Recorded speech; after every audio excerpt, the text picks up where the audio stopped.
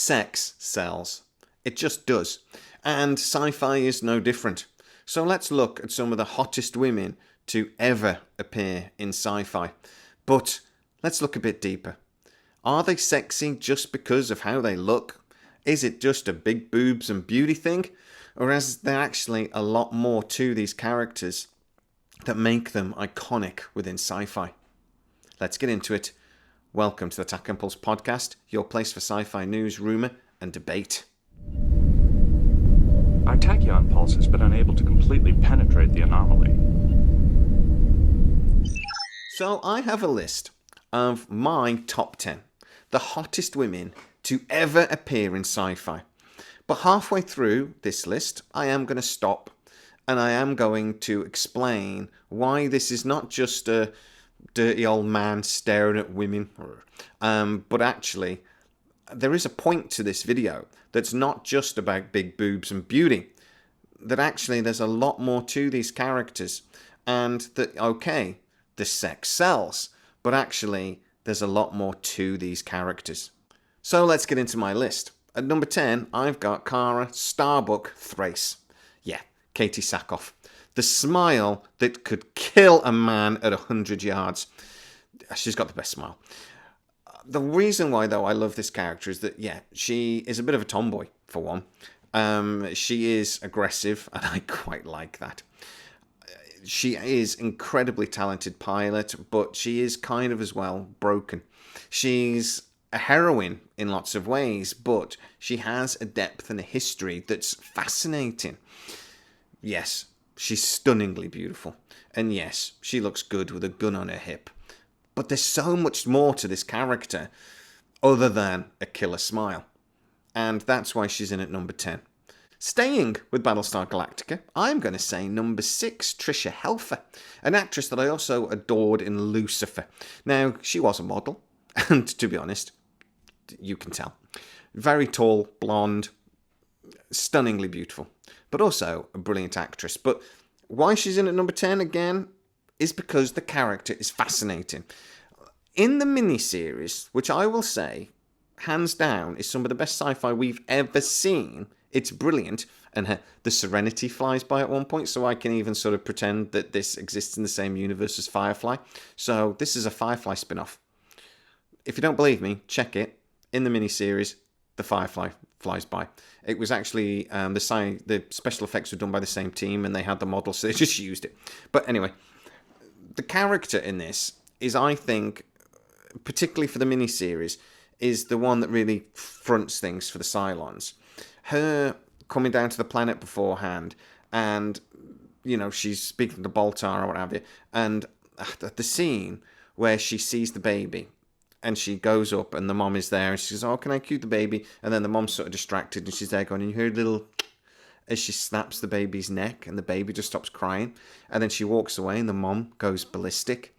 Okay, that's not a sexy scene, but it had so much impact. It was a stunning scene. She's a stunning woman. She's in at number 9. Boba Fett was a slightly forgettable series in lots of ways, but Fennec Shand is a character that you can't, because of Ming-Na Wen, the woman that doesn't age. She's the Paul Rudd of female actresses. And, I mean, look up how old she is. You won't believe it. She's been stunning in everything she's ever done. And, oh my God, in Agents of S.H.I.E.L.D., which you could almost actually replace her character on this list with that character, because she was amazing. Ming-Na Wen actually showed how physical she can be in her acting ability, and she repeated this in Fennec Shand as well. I'm going to do a list of some of like the toughest women in sci-fi, and she could appear in that list very easily. Deep Space Nine had some brilliant characters in it. It was one of the most interesting, for me, Star Trek shows they've ever done. But Keanu Reeves was a character that had me hooked from day one. Nana Visitor is a great actress and a stunningly beautiful woman, but the reason why I liked Kira mainly was because she'd been through the Cardassian War. She'd come out of that so broken in lots of ways, but also hard as freaking nails. Her romances over the series were some really interesting storylines, and obviously her affection for Odo and love for Odo was an out of left field storyline that I never saw coming, but was absolutely fascinating to see. I loved the little nose thing. I thought it was cute as a button. And yeah, Kira, because of that, I think she had a lot of turbulence under quite still waters, and I loved seeing her punch people. Yeah. Okay, number 6 is because I fancy her. And there's no other description. She's just incredibly sexy. She wasn't in Firefly really enough to get an idea of the character, but she was a seductress. And she was written specifically to be funny. She was specifically designed to be sort of a foil to Mal. And she was 100% a sex symbol. Saffron. I'm going to go with Saffron, even though she had a few different names, but Saffron for me. The Mrs. Reynolds. Christina Hendricks is a stunningly beautiful woman. They emphasised her assets a lot in this series, and why wouldn't you? So, yeah, she is boobs and beauty. More boobs than beauty. Equal. But she was a sex symbol character. She was supposed to be sexy in this series. And, oh my God, was she. She did a bloody good job, and yeah, when she's on screen, you notice. All of the characters so far I've mentioned, though, are not just beautiful women. And I know it's boobs and beauty, and I'm sorry I'm going to keep saying that, but they emphasise the boobs because sex sells. But the most important thing for me is that there are women in roles over years and years in sci-fi and movies, etc., that I could have picked on. I could have talked about Jane Fonda and Barbarella or something else. But the difference for me here is these are beautiful women. They just are. But they're interesting characters. And they're not just, save me characters. They're actually very powerful women. And that is really sexy. I actually think that it's far more important that these characters have depth to them rather than just being incredibly beautiful women. And I actually think that's more interesting. And that makes them sexier.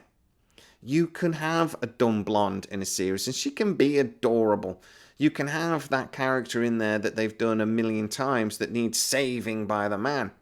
But I would rather see a strong, powerful woman that is also incredibly sexy and beautiful and, in tight clothes. But when they're more interesting, they're sexier. Let's continue with the list, though, because number 5 is the perfect example of a woman that does not need no man. Samantha Carter from Star Trek SG-1. Okay, this is partly because of that one episode where Rodney was trapped aboard a puddle jumper and she appears in a bra and all wet. Okay, that is for me a Princess Leia moment. It was so sexy. But the character had so much depth to her. From a relationships point of view, obviously she was in love with O'Neill, but could never admit it because of, their rank and things. She had other relationships, but she just wasn't very good at it. She could fix anything. She was a freaking genius, but also she was tough. And I'm sorry, but a woman with a machine gun, it's just sexy. It just is. She also had a smile that could kill a man at 10 feet. So, she was a little bit like Starbuck in that way. Incredibly beautiful woman, brilliant actress, lovely human being in real life as well, and from all the interviews, etc. I've seen. A big advocate for mental health in society today. I still see that image of her with the American flag wrapped around her, even though she's Canadian. Yeah, it was a good picture. Even though she actually later spoke about how she wished she hadn't done it, but yeah. I'm going back to Firefly. For a character I actually probably love the most after all of these characters, because she's adorable. And I follow Jewel State on Twitter. She's also adorable, a lovely cook, and she talks about some fascinating things. She's got brilliant stories about Firefly. But Kaylee is in at number 4. I like a woman that can get her hands dirty. I just do. But also, she's just adorable. She's sweet. She's innocent. She's a genius mechanic, so there's depth there as well. She's obviously hopelessly in love with Simon the whole way, which is also just adorable. She looks up to the captain like a father figure, and there are some beautiful moments there when she feels like she's let Mal down that are, again, just adorable. It's a character that has to return to Firefly if it ever does get a reboot or a continuation. A character from Firefly again, who's number 3, I might not have taken home to meet my mom, but she's one of the most beautiful women to ever appear in anything. Morena Baccarin and Inara. And also in SG-1. Ugh.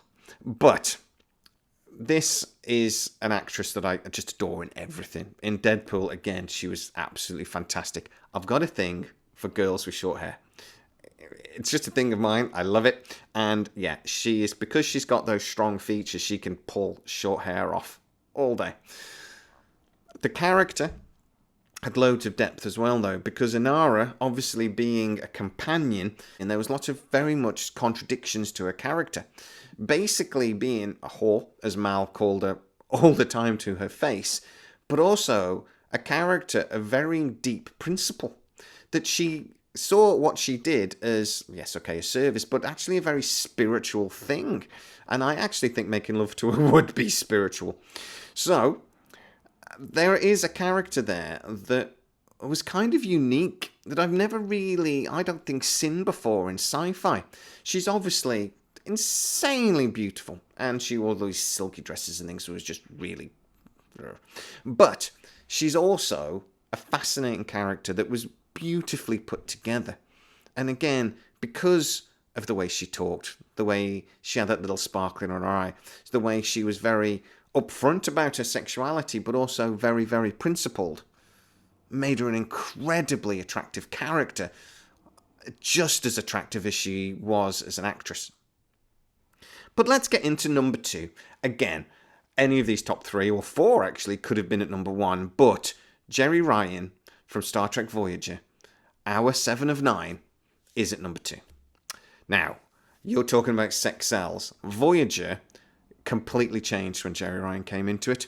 There were other characters in Voyager that were supposed to be, and were very attractive actresses in their own right, but never really brought that sex appeal. And Star Trek likes a bit of sex appeal. It goes back to the original series where they were all wearing very little. It goes back to Deanna Troi in the first couple of seasons of TNG, where, again, she wore very little. We have another character I'm going to talk about in a minute that was incredibly sexual as well in her role in a different kind of way. We have characters in Deep Space Nine, etc. The Dabo girl, for example, whose name I've forgotten, Rom's wife. Very pretty. Talking about boobs and beauty. Again, hourglass figure and all that sort of thing. But 7 of 9, again, was a character that had lots of depth. She came from the Borg Collective. She didn't understand her humanity. And we got to see her on a journey that carried on into Picard, that I hope carries on into Legacy. Yes, they put her in incredibly tight clothing, which, as a young man at the time, I found very interesting. But as a character and an actress, she was absolutely fascinating. And yeah, there were moments in that television series, like when she was naked at one point posing for, I think it was for Chakotay, wasn't it? That, yeah, okay, as a young man, well, maybe a bit much for me. But again, it's a character that's a heroine. It's a character that had real depth, and it's a character that never ran round waiting for a man to save her. Number 1 is T'Pol. Jolene Blalock, if I'm saying that right. Okay, this mainly comes down to, again, I was a relatively young man when I watched Enterprise. And again, they know in Star Trek that sex sells. And the whole decon chamber thing, it's quite hard not to think about. Them sort of like rubbing stuff on each other, half naked. She's an incredibly attractive woman. Weirdly, though, she was in Stargate SG-1, and she looked kind of tired. I never really quite understood that, because she didn't really look like T'Pol. She had the short hair thing going on, which I liked. And, yeah, because she was very proper, very Vulcan, she came at this with a sexuality again and a sexiness that was again different. I don't quite know how to describe it, but you know, she had the Angelina Jolie lips, she had the big eyes, she had the body for it. But she also had a character that was mysterious, different. And I really loved every moment she was on the screen. Again, she really dominated everything when she was on screen. All eyes were on her. She was a powerful character. She was an incredibly intelligent character. She had her flaws as well, and she struggled with understanding a lot of what was going on around her on the Enterprise. She was up for a scrap when needed. A fascinating character, and one of the most beautiful women, again, to ever appear on screen.